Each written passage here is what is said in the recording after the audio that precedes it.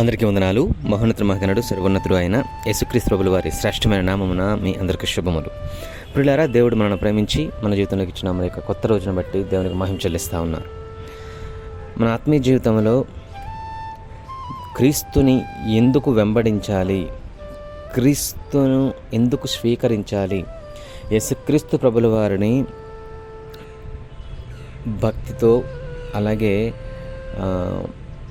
భయముతో ఆయన సన్నిధిలో వణుకుచు మన ఆత్మీయతను కాపాడుకుంటూ ఆత్మీయతను మెరుగుపరుచుకుంటూ ఆత్మలో వర్ధిల్లుచు ముందుకు సాగాలి అని ఎందుకు వాక్యం చెబుతుంది అంటే, ఒకటే, ఆయన మనకు ఎన్నో మేలులు చేసి ఉన్నాడు. ఆయనే మేలులు చేయి దేవుడు, ఆయనే మేలులను అనుగ్రహించువాడు, ఆయనే హృదయవాంఛ తీర్చువాడు, ఆయనే కృపా సమృద్ధి గలవాడు. పాపముల నుంచి విడిపించడం మాత్రమే కాదు, ఆ పాపముల యొక్క పర్యావసనాన్ని కూలంకషముగా మనకు వివరించి వాటి జోలికి పోకుడి, వాటి ఊహకైనా తెచ్చుకోకండి అని చెప్పి మనకి ఆల్రెడీ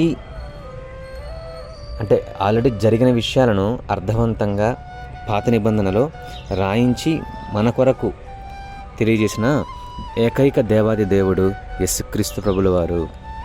ఇప్పుడు ఈ సహోదరులారా, నేను ఎందుకు ఈ విషయాలు చెప్తా ఉన్నాను అనేసి అంటే, మనం దుఃఖంలో ఉండి మనం అనుకున్నది అవ్వలేదని, మనం ఏదైతే కోరుకున్నామో అది జరగలేదని ఎంతో వేదన పడతాం, అనేకులతో పోల్చుకుంటాం.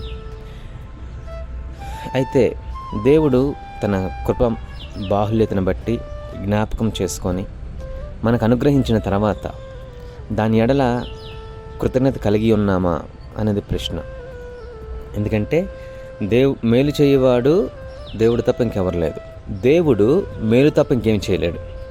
చాలామంది ఏమనుకుంటారంటే, దేవుడు కీడు చేశాడని, దేవుడు అన్యాయం చేశాడని, దేవుడు అది చేశాడని. దేవుడు అన్యాయం చేస్తే బ్రతకగలరు? అసలు అన్యాయం చేశాడు దేవుడిని చెప్పగలవా నువ్వు? దేవుడు అన్యాయం చేస్తే దేవుడు నాకు అన్యాయం చేశాడు అని చెప్పగలవా? అంటే ఆ చెప్పేందుకు నువ్వు ఉండగలవా? అంటే అర్థం ఏంటి? నువ్వు బ్రతికే ఉన్నావు అని అంటే దేవుడు నీకు అన్యాయం చేయలేదు. పరిస్థితులు మారుతాయి. ఆ పరిస్థితులు గుండా వెళ్తున్నప్పుడే నీకు కష్టమేంటో, లేదా సుఖమేంటో, లేదా సంతోషమేంటో, దాని విలువేంటో తెలుస్తుంది. ఫైనల్గా మనం ఏం చేయాలి? దేవునికి కృతజ్ఞతాస్తుతులు చెల్లించేవారిగా కృతజ్ఞతాబద్ధులమై ప్రతి విషయంలో దేవుడు చూస్తున్నాడని భయభక్తులు కలిగి మన బలహీనతలు, మన శారీరక తత్వమును విడిచి క్రీస్తు నామమును గట్టిగా పట్టుకొని మన విశ్వాసమును విడిచిపెట్టక మన గురి, ఆ పరలోకమనే గురికి మన ఆత్మీయతను కొనసాగిస్తూ, కుటుంబ జీవితాన్ని బాధ్యతాయుతంగా కొనసాగిస్తూ, మన ఉద్యోగ ధర్మాన్ని బాధ్యతాయుతంగా నెరవేరుస్తూ, ఏ ఒక్క చోట కూడాను క్రీస్తు నామమునకు అవమానము కలిగించకుండా నీ ఆత్మీయతను కాపాడుకుంటూ ముందుకు సాగగలిగే ఆత్మీయ స్థాయి, స్థితి మనకు ఉండాలి అని దేవుడు కోరుకుంటున్నాడు. అప్పుడే నీవు కోరుకునే లేదా నీవు అర్పించే ఆ కృతజ్ఞతను కూడా దేవుడు అంగీకరిస్తాడు. కీర్తన గ్రంథంలో కీర్తనకారుడు ఈ విధంగా అంటున్నాడు, 107వ కీర్తన 8-9, ఆయన కృపను బట్టియు నరులకు ఆయన చేయు ఆశ్చర్య కార్యములను బట్టియు వారు యెహోవాకు కృతజ్ఞతాస్తుతులు చెల్లించుదురుగాక. ఎలయనగా ఆశగల ప్రాణమును ఆయన తృప్తిపరిచి ఉన్నాడు, ఆకలి గొనిన వారి ప్రాణమును మేలుతో నింపి ఉన్నాడు. ఈరోజు నా జీవితంలో చూస్తే నన్ను ఒక 7 ఏళ్ల క్రితం యేసుక్రీస్తు ప్రభుల వారు తండ్రిగా ప్రమోట్ చేశారు. తండ్రిగా అంటే నాకు మొదటి కుమారుడు పుట్టాడనమాట. ఈరోజు నా పెద్ద కుమారుడు యొక్క పుట్టినరోజు. అయితే ఈ సంతోషానికి కారణం ఏంటి? యేసుక్రీస్తు ప్రభుల వారు ఆ రోజు నా భార్యను నన్ను జ్ఞాపకం చేసుకుని ఇచ్చిన గర్భఫలం. ఈరోజు కుమారుడితో మేము సంతోషంగా ఉన్నాం. ఈరోజు తన పుట్టినరోజు అని చెప్పి మేము ఆనందిస్తున్నాం. దానికి కారణము దేవుడు చేసిన మేలు.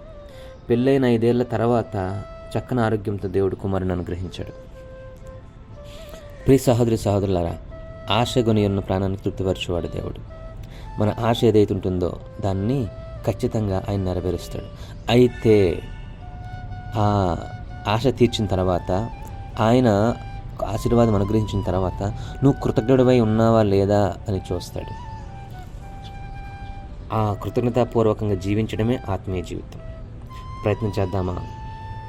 దేవుడు ఇంతవరకు నా జీవితంలో చేసిన ఉద్యోగం విషయంలోనేమి, ఆరోగ్యం విషయంలోనేమి, పిల్లల విషయంలోనేమి, తల్లిదండ్రుల విషయంలోనేమి, గృహం విషయంలోనేమి, నీ రాకపోకల విషయంలోనేమి, నీ కొత్త వ్యాపారం విషయంలోనేమి, కొత్త ఉద్యోగం విషయంలోనేమి, ప్రతి దాంట్లో కూడాను దేవుని కృప మెండుగా తోడై ఉంది కాబట్టే మనం ఈరోజు సంతోషంగా ఉన్నాం. ఒకవేళ లోటుపాట్లు లేదా లేమి ఇవి ప్రవేశించాయి అని అంటే అంతకుముందు నువ్వు ఉన్న స్థితిలోనే ఉన్నావు. అయితే దాన్ని నువ్వు కొనసాగించలేకపోయావు.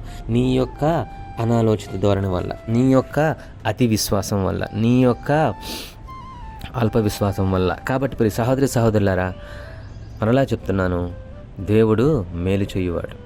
ఆయన కృతజ్ఞతలు చెల్లిద్దాం మనస్ఫూర్తిగా. ప్రతిరోజు ప్రతి క్షణం ఆయన స్తుతులు చెల్లిస్తూ ముందుకు సాగుదాం. మహాపరిశుద్ధ ప్రేమికులైన తండ్రి, ఘనుడ గొప్పవాడ స్తోత్రములు. ఈ సమయం ముందు ప్రభా, నీ యొక్క బిడ్డలతో మీరు సూటిగా మాట్లాడిన విధానం బట్టి ఉన్నారు నాయన. ఆత్మీయ జీవితంలో కొనసాగడము అంటే కృతజ్ఞత చెల్లించడమే.